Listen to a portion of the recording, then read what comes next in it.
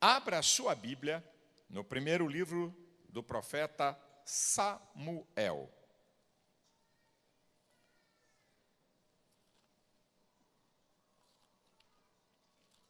Abra a sua Bíblia em 1 Samuel.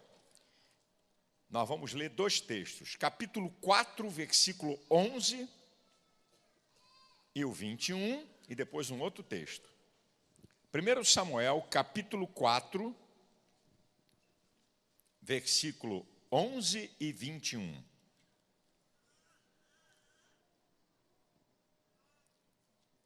Primeiro Samuel, capítulo 4, versículo 11. Foi tomada a arca de Deus, e os dois filhos de Eli, Rofni e Finés, morreram. Versículo 21. E chamou o menino e acabou, dizendo: foi-se a glória de Israel, porquanto a arca de Deus foi levada presa, e por causa do seu sogro e do seu marido. Capítulo 7, versículo de número 12. 1 Samuel, capítulo 7, versículo de número 12. Então tomou Samuel uma pedra e a pôs entre Mispa e Sem, e chamou o seu nome Ebenezer, e disse: até aqui nos ajudou o Senhor. Nós temos então duas palavras. E acabou, foi-se a glória do Senhor, e Ebenezer, até aqui nos ajudou o Senhor. Você fica com a primeira ou com a segunda? Onde vocês estão? Vocês estão em que igreja? Ei, atenção, atenção, sai de alfa, volta para a terra. Vou repetir. E acabou significa foi-se a glória do Senhor. Ebenezer, até aqui nos ajudou o Senhor. Você quer Icabor ou Ebenezer?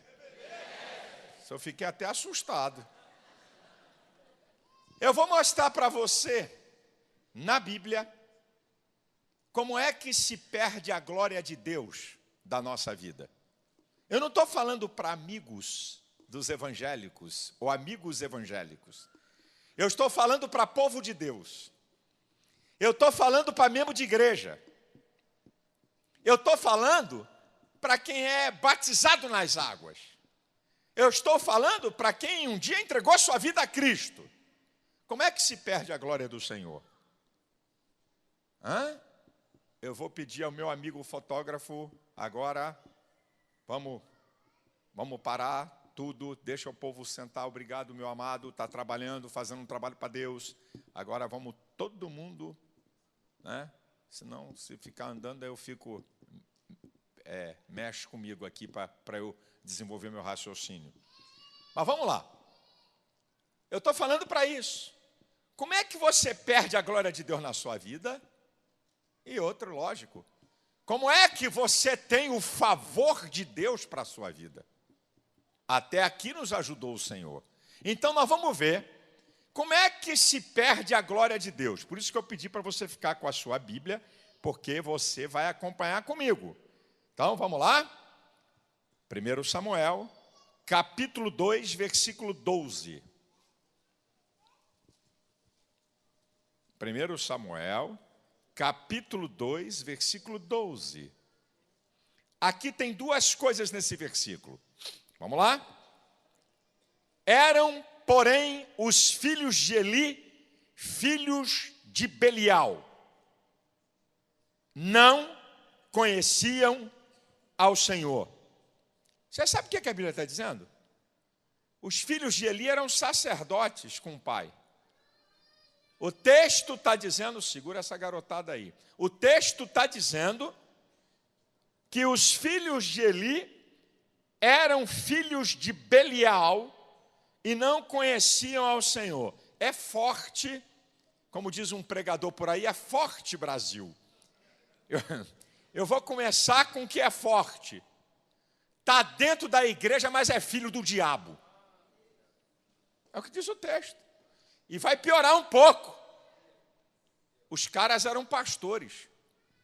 É pastor, mas é filho do diabo. Estou mostrando da Bíblia, meu irmão. Não estou inventando história. Tu acabou de ler aí. E eram os filhos de Eli, os sacerdotes. Eli era o sumo sacerdote, o sacerdote-chefe.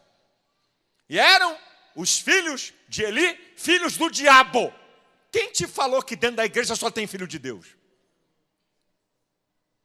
Quem te falou que todo mundo da igreja é de Deus? Esse é um engano. O cara está dentro da igreja, mas está levando uma vida de pecado na maior cara lavada. Fala língua estranha, chora, sabe? Mas sai da igreja e vai com um motel para namorada. Tem uma amante no trabalho. Dá golpe nos outros. Mas está na igreja. Rapaz, um dos textos mais incríveis para mim, que é uma lambada nos pentecostais, que somos nós, é aquilo que Jesus fala em Mateus capítulo 7, a partir do versículo 21. Senhor, Senhor, pelo teu nome profetizamos. Senhor, Senhor, pelo teu nome operamos maravilhas. Dons espirituais. Senhor, Senhor, pelo teu nome expulsamos demônios. Operação espiritual. Expulsar demônio não é dom. Aí o Senhor chega e diz assim: eu não conheço vocês não. Apartai de mim, vós que praticais a iniquidade. Para pensar. Os caras profetizavam, não era profetada não, era profecia. Operação de maravilhas está acima de cura divina. Operação de maravilhas é um morto ressuscitar. Operação de maravilhas é não ter um olho e nascer um olho. Isso é operação de maravilhas. Imagina nos nossos dias um cara que profetiza, que opera maravilhas e que expulsa demônio. É de Jeová. Esse aí é de Jeová purinho. E o Senhor está dizendo: não conheço vocês não. Sabe por quê? A manifestação do poder de Deus não significa que Deus está provando conduta. A manifestação do poder de Deus é um sinal da sua grandeza e da sua misericórdia para conosco. Meu irmão, o lugar onde Deus manifestou sinais que nunca manifestou na história, que foi no deserto, os sinais que Deus manifestou naquele deserto, não manifestou mais na história. Só sobraram 2. Saíram 600 mil homens de pé, entre mulheres e crianças, eram 2 milhões de pessoas. Só sobraram 2, Josué e Calebe. Nós estamos enganados, pensando porque profetiza, porque fala língua estranha, porque faz o fogo cair, que pode viver bagunçando no pecado. Filhos do diabo. Está aqui na Bíblia. Segundo lugar, não conheciam ao Senhor. Estão dentro da igreja, mas não conhecem a Deus. A igreja está cheia de crente raso. A culpa não é de vocês. A culpa é aqui, ó. A culpa é aqui, ó. A culpa é quem está aqui, não é quem está aí. Se o povo não tem conhecimento, por que o sacerdote não está ensinando?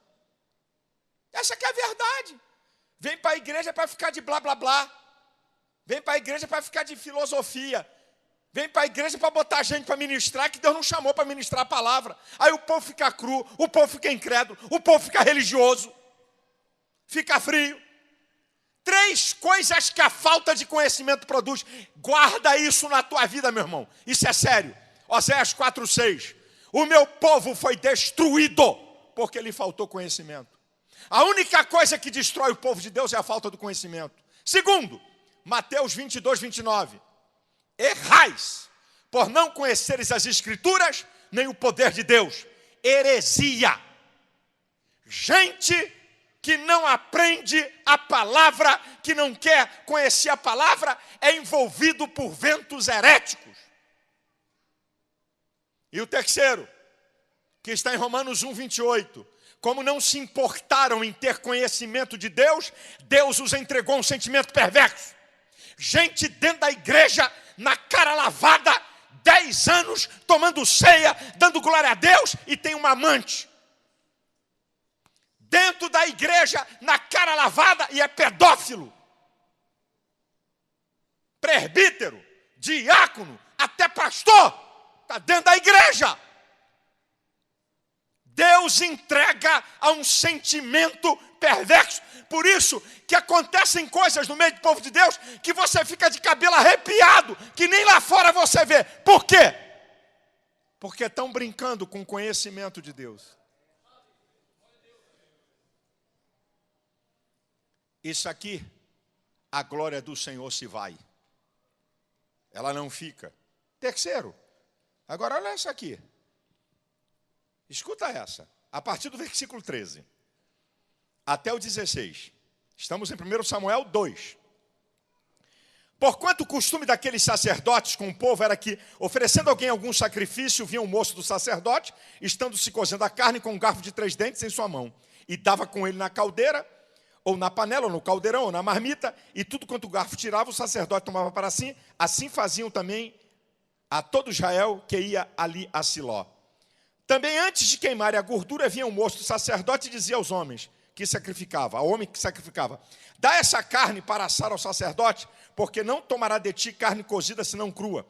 E dizendo-lhe o homem: queime primeiro a gordura de hoje, e depois toma para ti quanto desejar tua alma. Então ele dizia: não, agora hás de dar, senão por força a tomarei. Terceiro lugar, tomavam para si aquilo que pertencia a Deus. Isso aqui é uma outra coisa muito séria. Depois você vai lá em Números, no capítulo 18, e você vai ver o direito, não agora não, o direito dos sacerdotes. Deus não tratava sacerdote como cachorro, como miserável pobretão, não. Deus tratava os sacerdotes com o melhor. Mas os caras queriam além daquilo que Deus tinha determinado. Isso é, tomava aquilo que era de Deus. O que é que estão tomando de Deus? O que é que nós estamos tomando de Deus que faz com que a glória do Senhor se vai? Eu destaco 3 coisas. Mateus 6,33. Buscai primeiro o reino de Deus e a sua justiça, e todas essas coisas vos serão acrescentadas. Sabe o que é que estão tomando de Deus? O primeiro lugar. O versículo 33 encerra a ideia que começa no 25. Do versículo 25 até o 32, Jesus trata do mundo psicológico, biológico e sociológico. Não andeis ansiosos quanto à vossa vida. Ansiedade, mundo psicológico. Pelo que haveis de comer ou pelo que haveis de beber, mundo biológico. Nem quanto ao vosso corpo, pelo que haveis de vestir, mundo sociológico. Não são as aves mais importantes? Por algum acaso as aves são mais importantes que vocês? Olhai as aves do céu, não semeiam nem cegam, e nem ajuntam em celeiros, e vosso Pai Celestial as alimenta. Não tendes vós muito mais valor do que elas? Qual de vós, com todo o vosso esforço, poderá acrescentar um côvado à sua estatura? E quanto aos vestidos, por que andais preocupados? Olhai os lírios do campo. Olhai os lírios do campo.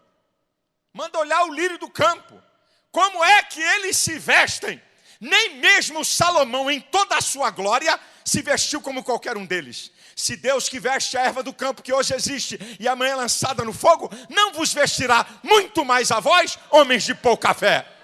Por que andais inquietos dizendo, o que comeremos, ou o que beberemos, ou com que nos vestiremos? Porque todas estas coisas os gentios procuram, e vosso Pai Celestial bem sabe que necessitai de todas elas. Mas buscai primeiro o reino de Deus e a sua justiça, e todas essas coisas vos serão acrescentadas.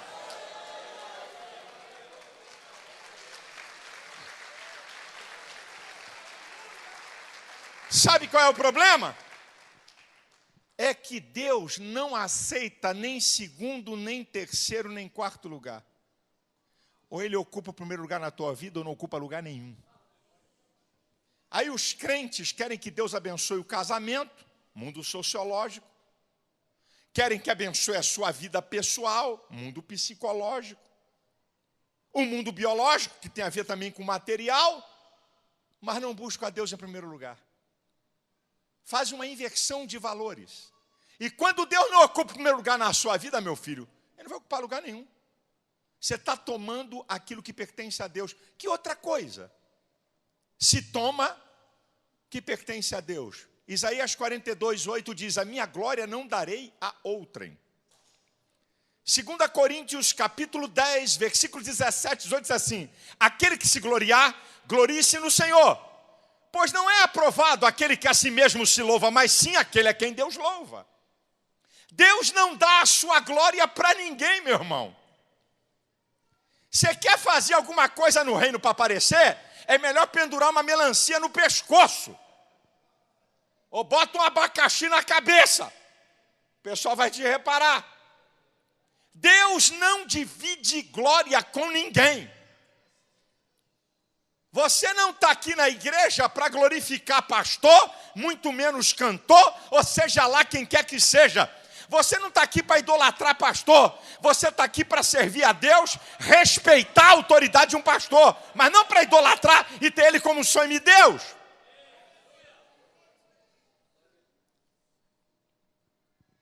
Estão tomando o primeiro lugar? Estão tomando a glória? E o que é que estão tomando de Deus? O que eles estavam tomando? Dízimos e ofertas. Deixa eu te ensinar uma coisa. Todo mundo conhece o texto famosíssimo, não é? Texto famoso de Malaquias, certo? 3, do 8 ao 10. Porventura roubará o homem a Deus, e vós me dizeis, né? De que temos te roubado? Aí o Senhor vai dizer, nos dízimos e nas ofertas. Deus está chamando de ladrão. Não sou eu não chamo nada disso, quem chama é Deus. Aí, meu irmão, é Deus que está chamando. Aí vem um irmão e diz assim, falei aqui num dia aqui, mas pastor, o senhor não leva mal? Isso aí é no Velho Testamento. Eu quero que o senhor me prove que o dízimo é do Novo Testamento. Molinho para você. 2 textos. Hebreus 7, 8. Olha o que diz o escritor aos Hebreus. Ali, isto é, na outra dispensação, a dispensação da lei dos sacerdotes, ali davam dízimo a homens que morrem. Aqui, isto é, na dispensação da graça, se dá dízimo àquele que vive para sempre. Que papo é esse, meu irmão? Não fica com conversa fiada, não. Isso é conversa de crente que não tem fé para dar dízimo. Hebreus 7, 8. E Jesus deixou o capítulo dos fariseus para falar de dízimo. Mateus 23 é o capítulo dos hipócritas. É aí. Os camaradas dizimavam as ervas medicinais que Deus não mandou dizimar. Dizimais o endro, o cominho, né? Vocês deviam de olhar para a misericórdia, para a justiça. Devias fazer estas coisas sem omitir aquelas. Isso é, o dízimo. Pratique a beneficência, pratique a misericórdia, pratique a justiça, mas não esqueça do dízimo. Quem disse isso foi Jesus, não fui eu. Não briga comigo, não. Não briga comigo. Então, esses caras aqui estavam roubando o que era de Deus, que eles não tinham autoridade. E o que é que você pensa que você faz? Existe uma coisa na hermenêutica. Texto sem contexto é pretexto para heresia. Quando você pega um tema na Bíblia, um princípio na Bíblia, princípios, eles valem para Antigo e Novo Testamento. Quer que eu te dê um exemplo? Obediência. É o mesmo princípio, a obediência, no Antigo e no Novo Testamento.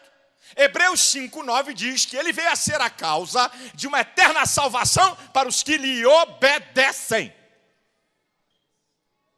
O princípio da obediência está na Bíblia inteira, seja na graça ou na lei. Quando a Bíblia fala de dízimo, se está falando no Novo Testamento, está falando de oferta no Novo Testamento, então o princípio é o mesmo lá no Antigo. É a mesma coisa. Irmão, o que disputa com o coração do homem? O que disputa com Deus o coração do homem? O dinheiro. Não podeis servir a Deus e a Mamon. Ou você controla ele, ou ele te controla. E o dinheiro, como o Senhor, é algoz, é perverso.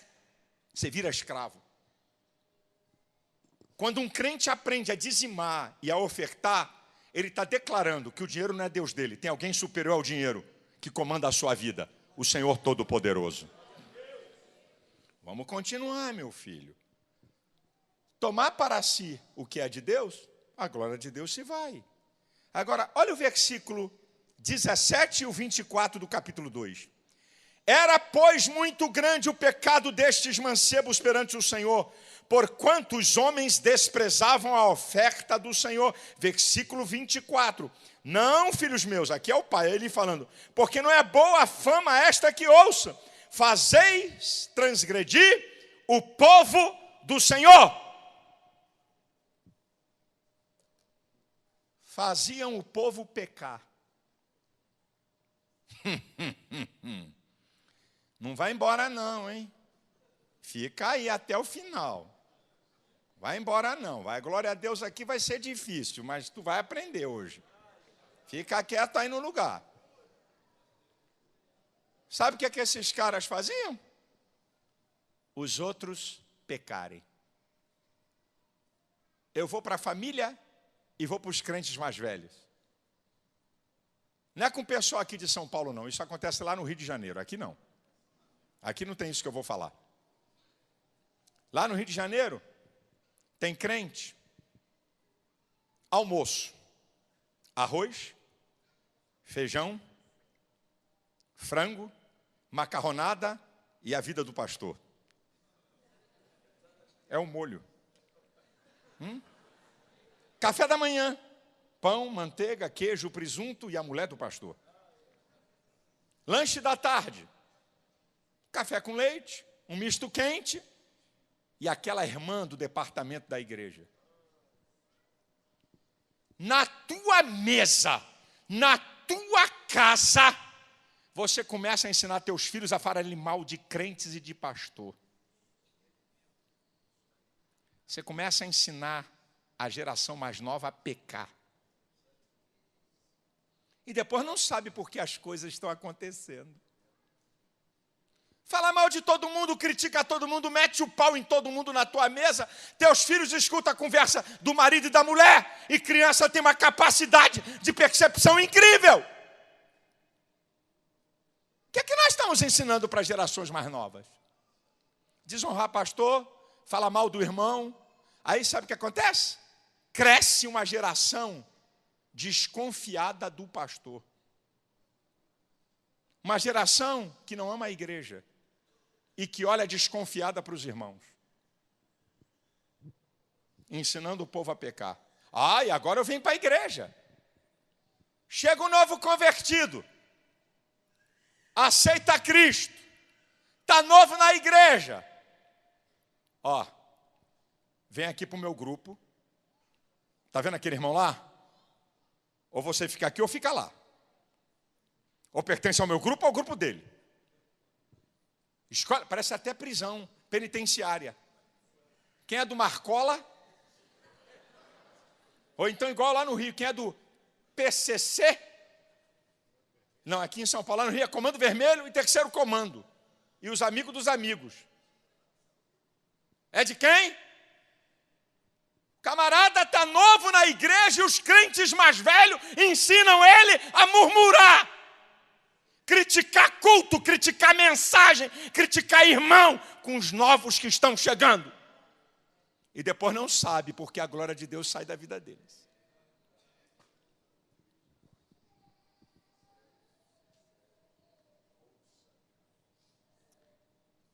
Eu era jovem, já namorava Elisete. Um dia desse. O pessoal não acredita em mim, poxa. E trabalhava com meu sogro. Tinha um presbítero na igreja. Ele, da porta da igreja ao púlpito, era para falar mal do pastor. Eu já era líder de mocidade, não era pastor. O cara tinha uma língua do Satanás para meter o pau em tudo na igreja e meter o pau no pastor. Rapaz, no púlpito da igreja, meu sogro pregando e o cara batendo com ele. Um dia eu fui perdendo a palavra, falei, pastor, o senhor não faz nada com esse cara? Esse cara está aqui dentro. Esse cara só vive reclamando, falando mal. Não dá, eu vou arrumar um problema com esse cara. Eu era um cara novo. Hoje eu estou mais calmo, tranquilo. Mas naquela época, com 21 anos, meu irmão, eu queria ir lá dentro do inferno para brigar com o diabo. Aí meu sogro disse, meu filho, calma. Meu sogro disse uma palavra muito interessante, eu aprendi muito com ele, foi meu mentor. Ele disse assim, meu filho, o povo precisa saber que nós somos homens de Deus. Deixa Deus agir. Tá bom. O tempo passou. 6 meses depois, meu sogro disse, Silas, ele gostava de andar comigo de carro, porque eu tinha assim uma veia Ayrton Senna. E ele se amarrava a andar comigo. Hoje eu estou também mais crente, convertido. Acho que naquela época nem os anjos queriam me acompanhar. Dizer assim, não, vamos embora, deixa que isso é louco. E meu sogro gostava de andar, porque eu andava... Falou, Silas, vamos fazer uma visita no hospital. Eu achei interessante, que eu nunca tinha visto meu sogro me chamar para fazer uma visita no hospital. Falou, me leva, eu quero que você me leve. Ok. Fui ao hospital. Quando eu entro no quarto, eu ganho um susto. O presbítero, com câncer na garganta. Rapaz, foi uma experiência assim, chocante para mim. Um câncer na garganta em alto estágio. E eu me lembro dele escrevendo no papel, porque já não podia falar, pedindo perdão ao pastor. Morreu. Foi perdoado, claro. Morreu. Gente, isso é coisa muito séria. Isso é coisa muito séria. Você está na igreja, chega um novo convertido e você começa a ensinar ele o que é reclamar e falar mal da própria igreja, cuspir no prato que está comendo. Se você acha que aquele pastor não presta para ser teu pastor, sai de lá numa boa, mas não arruma problema. Como é que um crente pode estar numa igreja murmurando o tempo todo? Meu Deus do céu, você é livre para estar na igreja que você quer. Eu tenho esse entendimento. Pastor não é dono de ovelha, mas você decidiu ser mesmo de onde? Da IURD. E aí eu tenho que dizer, irmão, vou falar, eu vou falar. Aí eu vou falar e tenho que falar. Nós conhecemos a Bíblia. Nós temos estrutura teológica. Nós temos conhecimento. Vê se um crente da IURD fala mal da igreja deles. Fala perto de um membro deles sobre erro de Macedo, para ver se eles abrem a boca para falar mal. Vai lá. Até os que saem, eu tenho vários membros na nossa igreja que foram da IURD. Eu tenho vários membros que saíram de lá. Eles não abrem a boca para falar de lá nunca. E a turma mexe para provocar, para ver se eles falam. Vem cá, cara, tu estava lá, rapaz, e aí, como é que era isso? Não fala isso não, é maior graça. Eu fico, olha o que eles aprenderam. Nós somos os pentecostais, os espirituais da Assembleia. Não é Assembleia, não. Nós somos da Assembleia de Deus.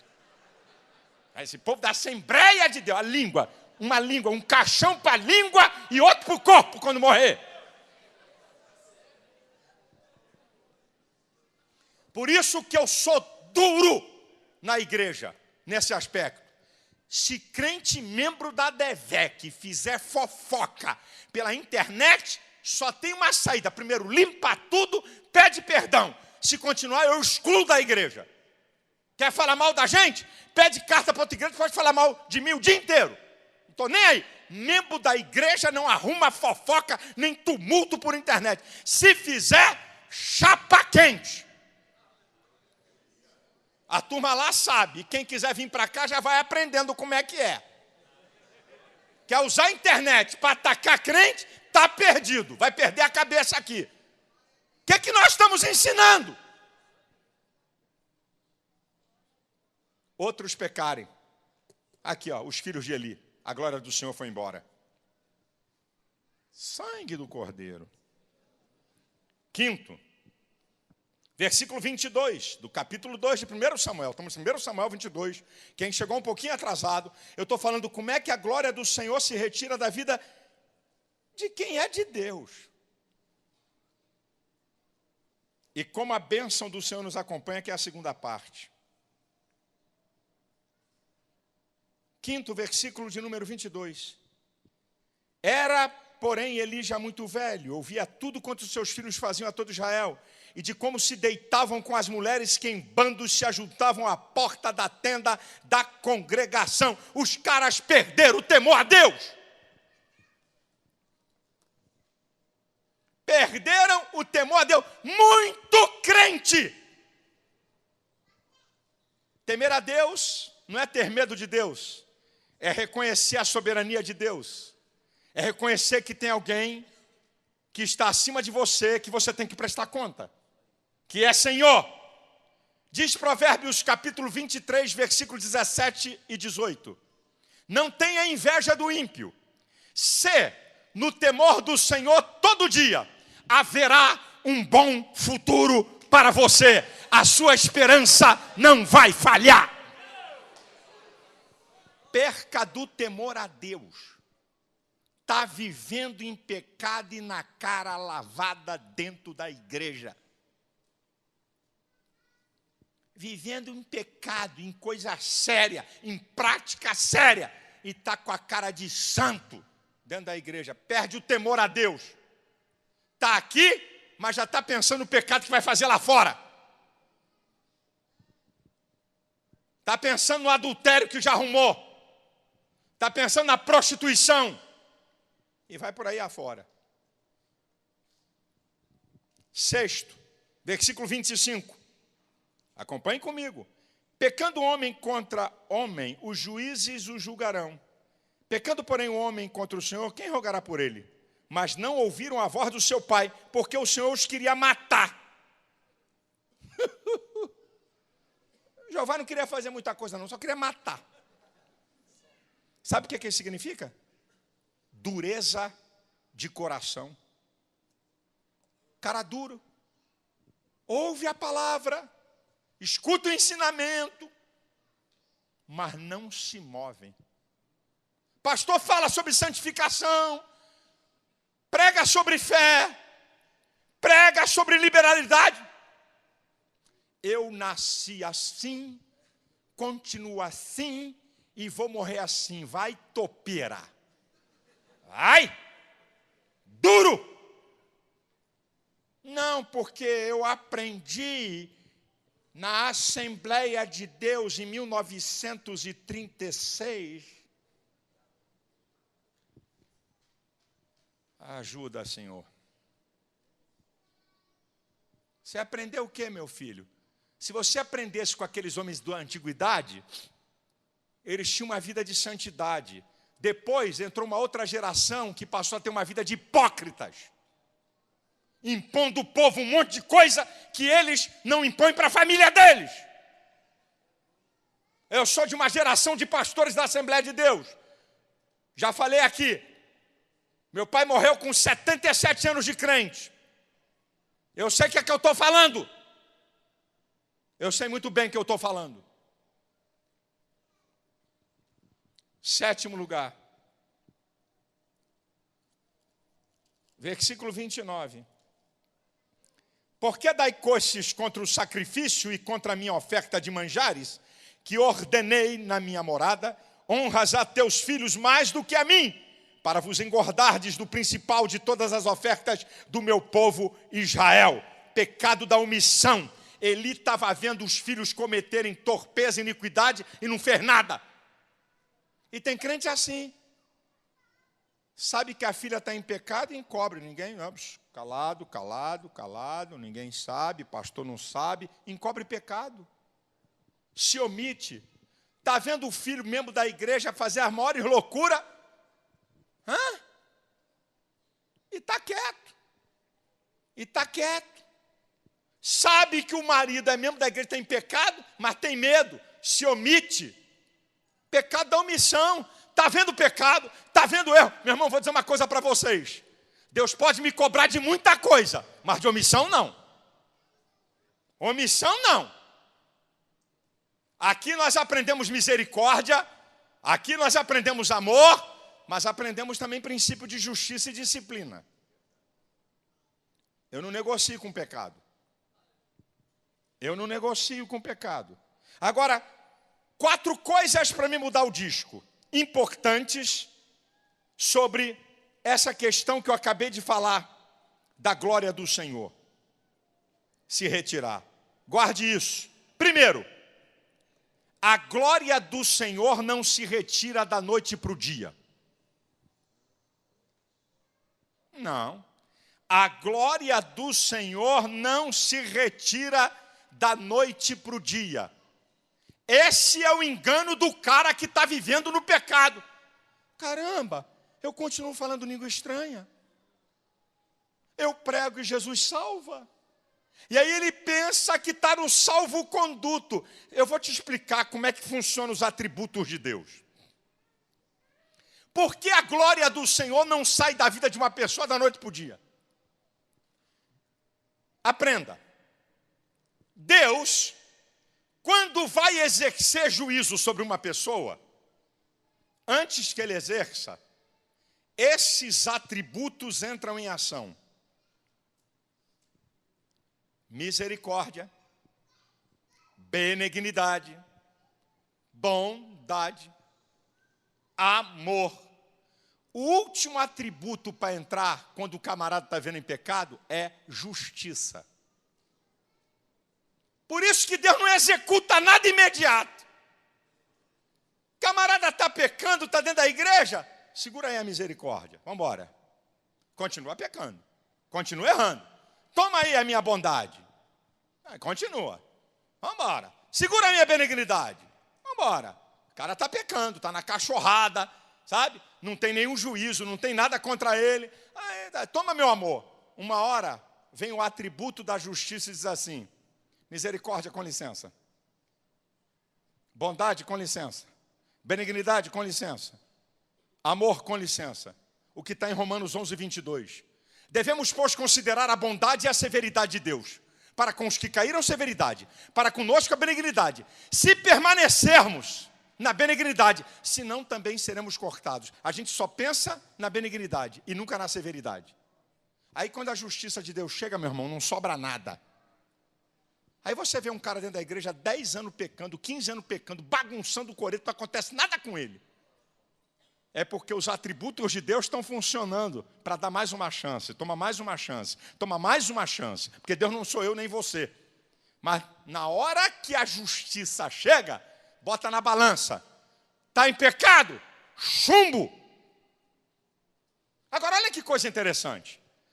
Quando você está praticando a verdade, na hora de te julgar, para te condenar, o último atributo de Deus que entra em ação é o da justiça.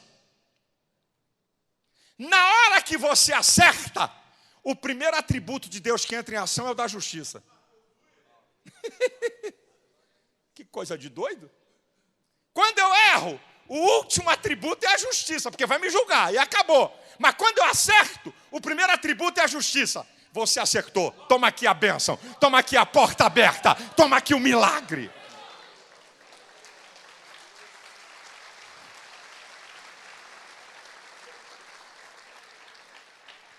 Número 2, antes da glória de Deus ir embora, Deus avisa. Está avisando a gente aqui hoje. Olha o versículo 27. E veio um homem de Deus a Eli e disse-lhe: assim diz o Senhor, não me manifestei na verdade à casa do teu pai, estando eles ainda no Egito, na casa de Faraó? Aí vem tudo Deus falando. Deus avisa. É uma palavra, é um hino, é uma revelação. Deus avisa. A glória de Deus não sai de um dia para outro, Deus avisa. Terceiro, a glória do Senhor se retira não por decisão da vontade de Deus. A glória de Deus se retira por consequência dos frutos das minhas ações. Olha o que está ali, no versículo 30.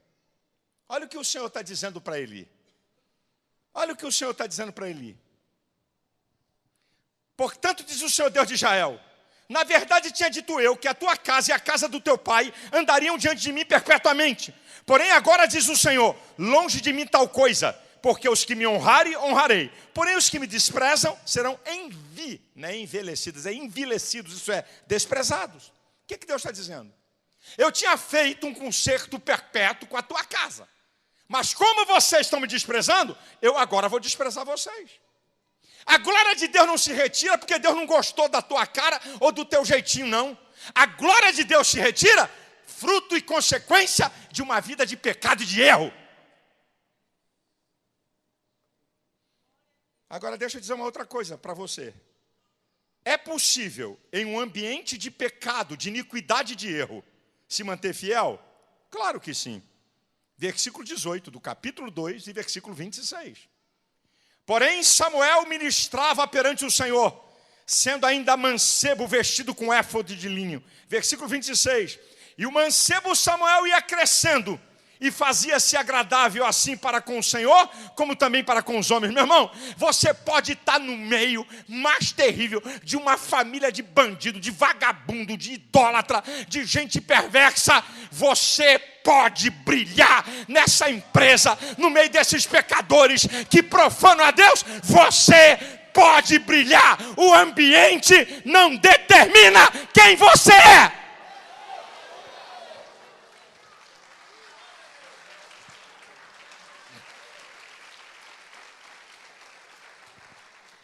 Eu vou correr, cada hora. Eu vou correr. Olha a consequência quando a glória de Deus se vai. Olha a consequência. Já disse aqui o primeiro. Desprezo de Deus. Versículo 30. Versículo 31. Eis que vem dias em que cortarei o teu braço e o braço da casa do teu pai, para que não haja mais velho em tua casa. Retirada, perda da autoridade espiritual. Versículo 32. E verás o aperto da morada de Deus em lugar de todo bem que houvera de fazer a Israel. Nem haverá por todos os dias velho algum em tua casa. Vida de aperto, de dificuldade, ao invés da bênção. Geração cortada, sem mentor. Versículo 33. O homem, porém, que eu te não desraigar do meu altar, será para vos consumir os olhos e para te entristecer a alma. Até a primeira parte. Problemas emocionais graves. Olha quando a glória de Deus se vai. Quinto. Versículo 32. 33, a segunda parte. Toda a multidão da tua casa morrerá quando chegar a idade varonil. Projetos inacabados, ideais não atingidos. Gente que morre antes do tempo. Sexto. Versículo 35. Eu suscitarei para mim um sacerdote fiel que obrará segundo o meu coração e a minha alma, e eu lhe edificarei uma casa firme e andará sempre diante do meu ungido. Substituição. A bênção que era para você vai para outro. Sétimo, terrível, 36. Será que todo aquele que ficar do resto da tua casa virá inclinar-se diante dele por uma moeda de prata e por um bocado de pão e dirá, rogo-te que me admitas a algum ministério sacerdotal para que possa comer um pedaço de pão? Mudança de posição, do melhor para o pior, do principal para o inferior, da fartura para a miséria. Em último lugar, versículo 11. E foi tomada a arca, capítulo 4, versículo 11. E foi tomada a arca de Deus. E os 2 filhos de Eli, Ofni e Finéias, morreram. Morte física, morte espiritual, derrocada.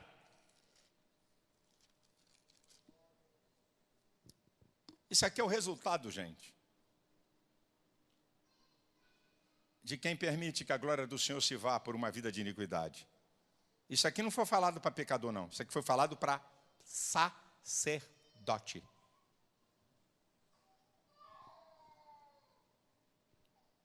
Vou virar o disco e vou para a parte que todo mundo quer.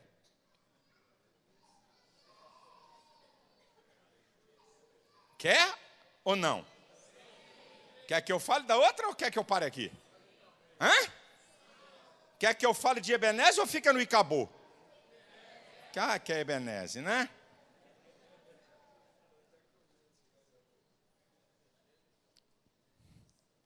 Atitudes para o Ebenezer acontecer na minha vida e na sua vida. Isso é, o favor de Deus, a glória de Deus, a presença de Deus, a bênção de Deus. Capítulo 7. Versículo 3, a primeira parte. É bem rápido e eu vou terminar. O outro, eu tenho que ser mais incisivo para te mostrar o perigo. Na hora da bênção, é fácil, não precisa demorar muito. Bênção se reconhece rapidamente. Quem aqui quer o Ebenezer? Deixa eu ver, deixa-me ver. Você quer, né? Você quer, né? Então, olha aqui as atitudes para acontecer um Ebenezer na sua vida. Então falou Samuel a toda a casa de Israel, dizendo: se com todo o vosso coração vos converterdes ao Senhor. Conversão ao Senhor é uma mudança radical de vida. É você estar num caminho, sair dele e ir pelo caminho certo. Se converta dessa vida religiosa. Se converta dessa vida cristã farisaica e hipócrita. Se converta dessa vida de fachada. O favor do Senhor vai te alcançar. 2. Isso aqui é para ter o Ebenezer. Ah, meu Senhor. Eu vou falar? Vou. Versículo 3. Tirai dentre vós deuses estranhos e os astarotes.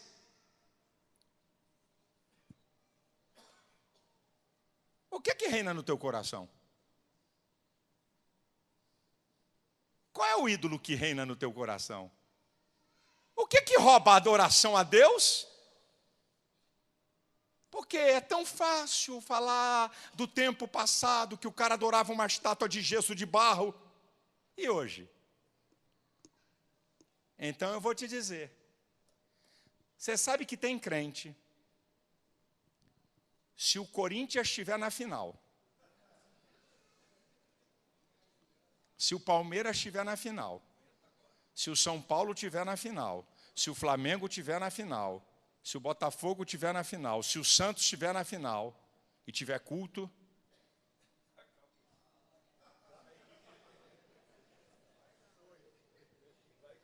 uma vez Flamengo, salve o Corinthians.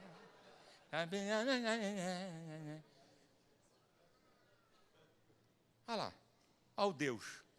Rapaz, tem crente na igreja viciado, fica doente. Futebol, olha o Deus dele. Interessante, né? Interessante.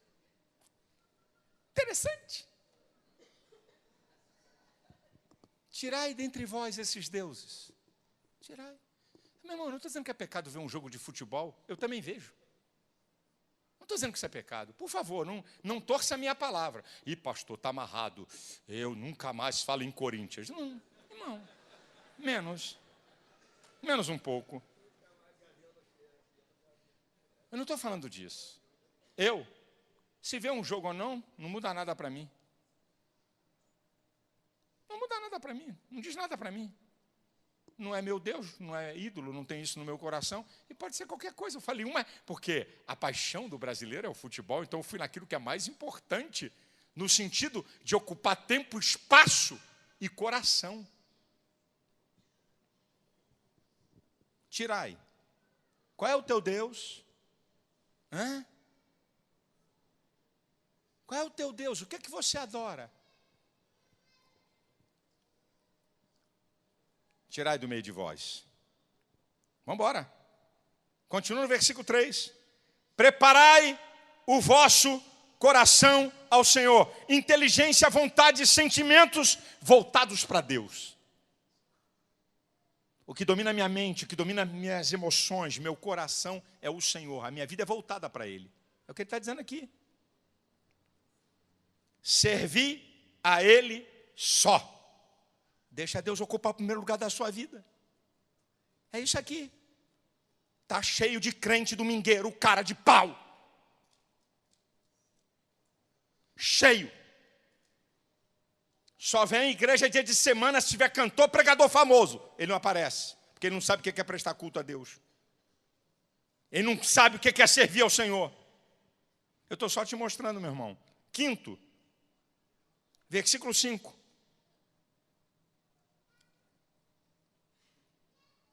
Versículo 6. Melhor dizendo, congregaram-se em Mispa e tiraram água e derramaram perante o Senhor. Jejuaram aquele dia e disseram, pecamos contra o Senhor. E julgava Samuel os filhos de Israel em Mispa. Conversão real tem que ter confissão. Eu tenho pecado, Senhor.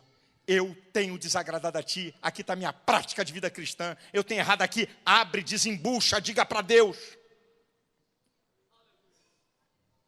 Sexto, versículo 8. Pelo que disseram os filhos de Israel a Samuel, não cesses de clamar ao Senhor nosso Deus por nós, para que nos livre da mão dos filisteus. Clama a Deus, meu filho, fale com Ele, rogue a Ele, para mudar a tua sorte. Aqui, meu filho, versículo 9.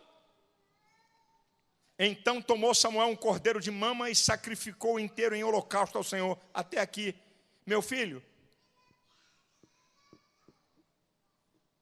Quer Ebenezer? Tem que pagar o preço.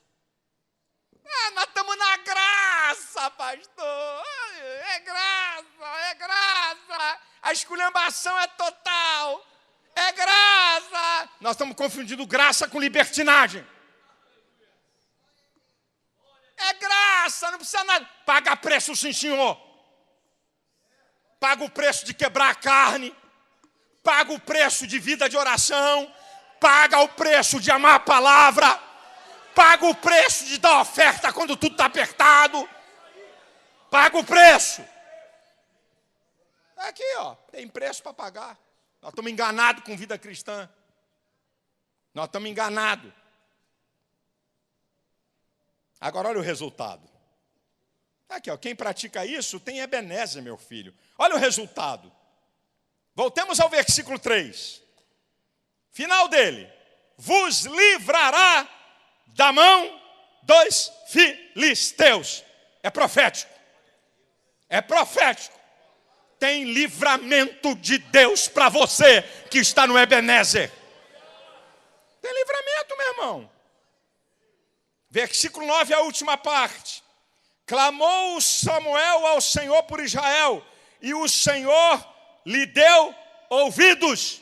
Recebe aí, meu filho. Você está no Ebenezer? Tem respostas de Deus para a tua oração. Meu filho, eu estou só mostrando aqui, não estou inventando nada. Olha aqui, versículo 10. E sucedeu que, estando Samuel sacrificando holocaustos, os filisteus chegaram à peleja contra Israel. Trovejou o Senhor aquele dia com grande trovoada sobre os filisteus e os aterrou de tal modo que foram derrotados diante dos filhos de Israel. Te prepara aí, recebe aí.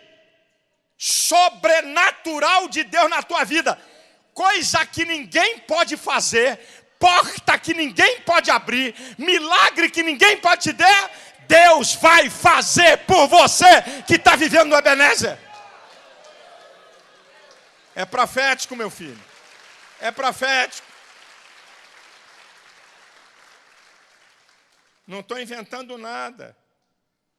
E no final do versículo diz, os aterrou de tal modo que foram derrotados diante dos filhos de Israel. Para você que está em Ebenezer, a vitória é certa.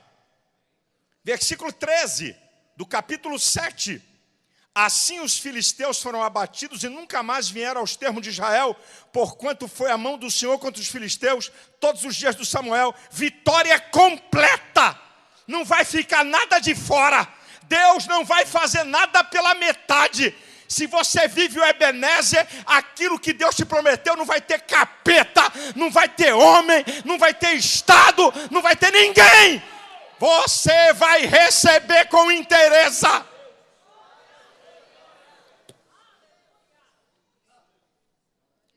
Sexto, versículo 14. Olha que coisa linda. E as cidades que os filisteus tinham tomado de Israel foram restituídas a Israel, desde Ecrón até Gate. Até os seus termos, Israel arrebatou das mãos dos filisteus. Até aqui, recebe aí, meu filho. Você vive o Ebenezer? restituição. Nem homem, nem capeta, nem ninguém vai ficar com aquilo que Deus te deu. Vai ter que devolver. Vai ter que devolver. Te deram golpe, empresário, era sócio, vai voltar para a tua mão. Vai voltar. Levaram o teu marido, foi Deus que deu? Vai voltar para a tua mão. Eu sou profeta de Deus. Tem restituição para quem vive no Ebenezer. Final do versículo 14. Houve paz entre Israel e entre os amorreus. Tempo de desfrutar a bênção.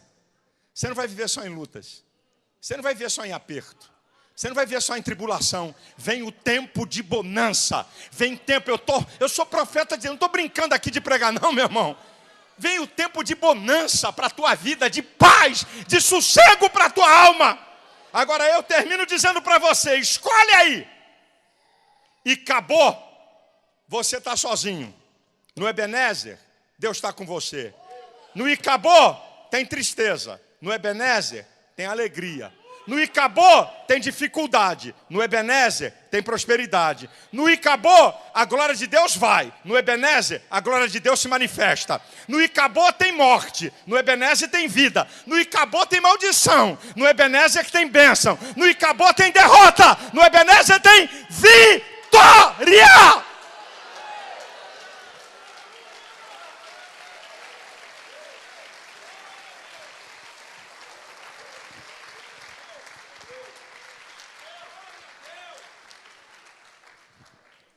Incrível que Deus não vai decidir para você se você fica com Ebenezer ou com Icabô. A decisão é sua, através das suas atitudes. Não é porque, pastor, eu quero... não estou nem aguentando falar. Eu quero Ebenezer. Pode chorar o que você quiser.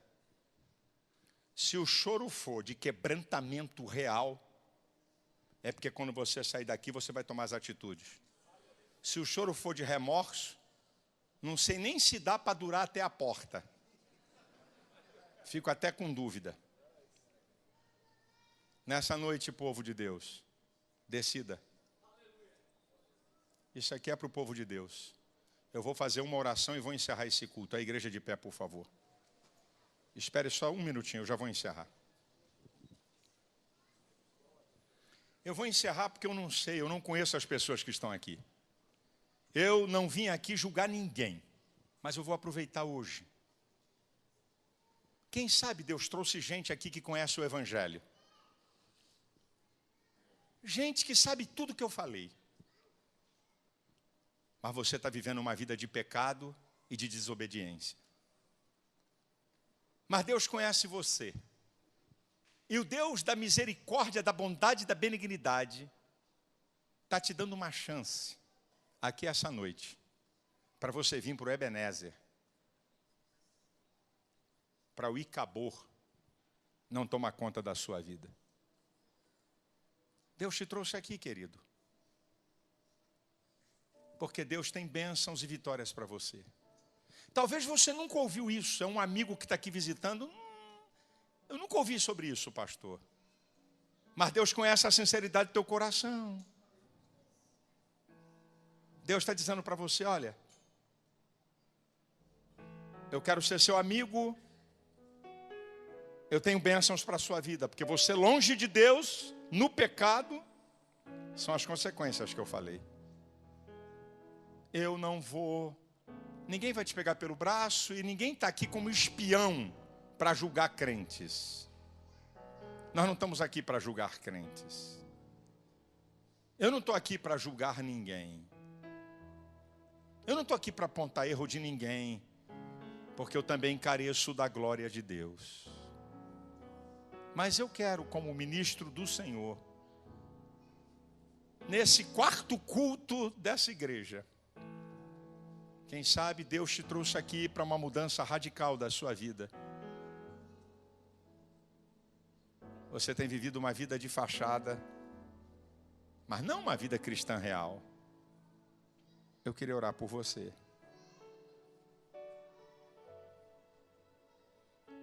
Se você quer voltar à casa paterna e aos braços do Pai, por favor, eu não estou aqui para orar por crentes. Eu posso até orar por crentes, não há nenhum problema. Mas o meu convite não é para algum crente. Pastor, eu estou um pouco fraco, estou precisando melhorar. Está fraco? Vai ler a Bíblia, jejua, ora, vem para a igreja, evangeliza, interage com os irmãos, tu vai virar uma bala. Eu não estou chamando quem está fraco. Eu estou chamando, você sabe o que eu estou falando. A glória de Deus já se foi. Porque você está vivendo em pecado. Mas você hoje quer voltar. É um desafio. É um desafio. Pastor, todo mundo vai me ver? Vai! Mas quando você faz isso, aquele que me confessar diante dos homens, eu o confessarei diante do meu Pai. Aquele que se envergonhar de mim diante dos homens, eu me envergonharei dele diante do meu Pai. Quando eu trago você aqui à frente, não é para você passar vergonha. Quando eu trago você aqui à frente, é porque tem um princípio espiritual. Você, quando sai do seu lugar e vem aqui no altar, você está confessando diante dos homens que você quer Deus. E aí começa a vitória. Não é para mostrar, tá vendo? Eu preguei e vieram 15. Eu preguei e vieram 7. Eu falei e vieram 30. Ih, rapaz, eu estou fora disso, meu filho. Já estou crescido. Eu não salvo ninguém. Eu não mudo ninguém. Eu não transformo ninguém. Eu sou apenas uma voz profética. Já fiz a minha decisão. Se tem alguém aqui, eu não vou demorar não. Eu vou dar 2 minutos e vou orar. 2. Se tem alguém aqui que quer voltar para Cristo. Se tem alguém aqui que quer entregar sua vida a Ele, nunca teve essa experiência, sai de onde você está e vem aqui à frente que eu vou orar por você. Se é que tem alguém aqui. Se tiver, a hora é essa. Eu quero orar por você.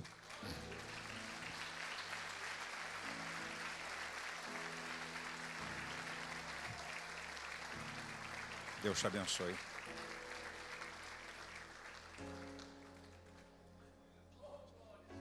Deus te abençoe, querido. Deus te abençoe. Deus abençoe a senhora. Queridão, pode ficar com o neném aí? Deus te abençoe sua vida. Deus te abençoe, querida. Venha. 1 minuto já foi. Estou aqui no cronômetro da minha cabeça. É a hora. E acabou o Ebenezer. Glória de Deus. Vai embora. Ou a bênção de Deus te acompanha. Deus te abençoe, queridão. A escolha é sua. Deus te abençoe, querida. Deus abençoe sua vida.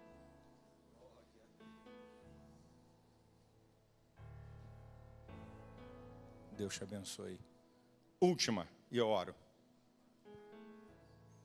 Quem aqui tem certeza de 1 minuto da sua vida à frente? Tem alguém? Eu não tenho. 1 minuto eu não sei o que pode acontecer. Só Deus tem esse controle. Você controla a sua vida? Aproveite essa oportunidade que Deus está te dando. Porque eu não sei se Ele vai te dar outra, porque eu não sou Deus. O que Ele está te dando agora eu sei. Se vai te dar outra, eu não sei. Essa é a hora. Quer? Venha. Não quer? Não posso obrigar ninguém, eu vou orar. Só digo uma coisa para você. Nunca diga que Deus não te deu uma oportunidade, porque te deu hoje. Você está inexcusável diante de Deus. Você não pode chegar para Deus e dizer assim, não, Deus, eu nunca ouvi isso, eu não sei o que é, o que é esse negócio aí, eu não sei, voltar. Você, não sabe? Não sabe? Você está ouvindo. Deus te abençoe, queridão. Deus te abençoe.